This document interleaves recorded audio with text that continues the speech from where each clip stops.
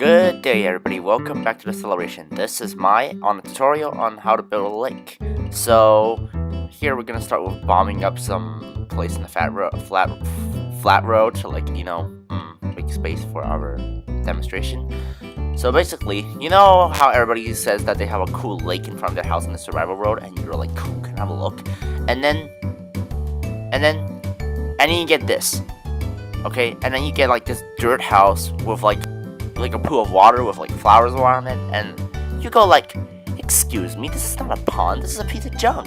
You know, like would you prefer like this dirt roofed house with a flowered pond, or would you prefer something more fancy? This beautifully detailed realistic pond, and this is what we're gonna teach you to do. So first of all, you do a crap ton of digging. You want to get the shape of the pond right. You don't want just like some really weird, like, I don't know, 90 degrees drop inside of your pond. I mean, like, you want to like spam your slabs and like use like a really smooth shape for the pond for people to like it, because like honestly, like, it's ugly to have like a square pond with like, I don't know, 5 block deep water with nothing in it. Okay, like, you know, this is the wrong way to do it. This is so derpy. Okay, you want to do like the slab stuff and the stairs stuff, you know, just like in the demonstrations right there. Yeah, you know, like it, yeah, just like that. So with a bit more digging, we're gonna go ahead and grab ourselves some blocks to like make some texture for the bottom of the pond. We don't want just dirt and stone on the bottom of it, because we obviously said that we should not do that. So here we go. Texturing, very important for building. Okay, if you want to build something looking good and like less like a noob, you need to know how to do texturing. What is texturing, you ask? You want to like install resource pack or something? No, that's not how you do it. Texturing is basically spamming a bunch of different blocks and make them look pretty. That's basically how it works. So here we're going to demonstrate how to do it. So we have a pallet of blocks over here, and what we do to them is that we place them all around the bottom of the pond. So the reason they use like a lot of blocks is because you don't want like a dirt pond, as we said before. Like, look at this, how ugly is this? Like, you have like all these dirt on the bottom of the pond, there's even freaking grass in here, and there's like bedrock under there. Like, you don't want that.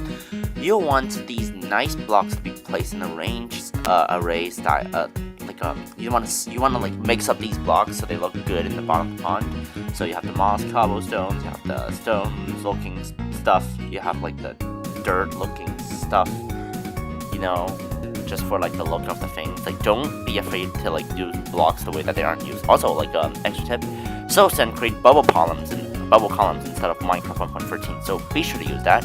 And so in this time lapse, you will see me just placing all the blocks down and like, you know, doing the things. So one of the keys of making textures is that you just want to like have as many blocks as possible, and you want to put them together in like a non-destructive way. Like, you don't want like yellow mixed with purple like that. That just doesn't look good. Cough. And so here the demonstration area is too big, so we're just gonna wall it off a bit. So now we begin to like fill in the water to like for the pond.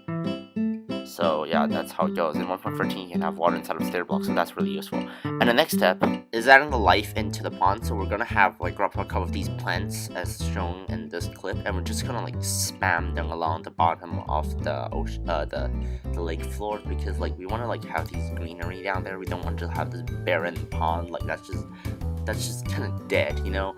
So in the time lapse, you can now see me just like placing all around these like pickles, the seagrass, the kelp. And one of the useful tips is that you could also mix in leaves and stuff that doesn't belong really into the pond. You can even use like shulker boxes to like add into the moss. And one of the things you'll realize is that you couldn't place seagrass on top of seagrass, but you have double height seagrasses. So how you do that? Well, you grab bone meal and you like make them taller. Another use of bone meal is to actually just populate the pond with seagrass, because like you can just click the bottom of the seafloor with the bone meal, and it will be exactly the same as you clicking the bone meal into grass. Like, you just get like all the nature stuff to spam it, and that's how you do it. Now the final part of this tutorial is to explain how do you build the shorelines for the lake. Basically, we want to have pebbles around the shores to build like these structures with stone, so we can have like some nice decoration. And the second part is that we should texture the ground.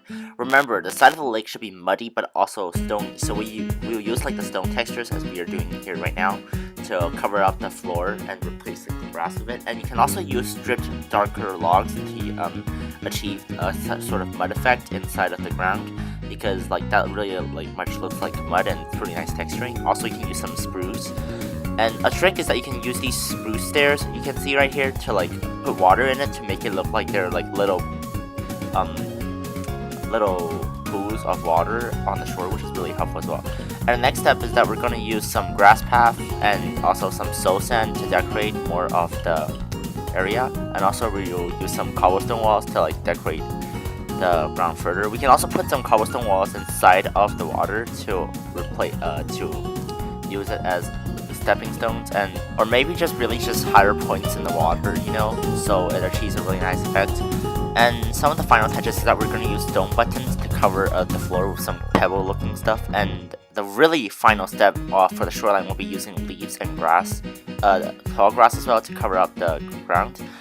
And this is pretty much it for this single episode. Now for the next episode, we'll explore how to decorate the shorelines further and also build trees and other plants, so please look forward to it. This is my Acceleration. We'll see you next time. Please remember to subscribe, comment, and also like the video, and stay tuned for the next episode. Thanks for watching.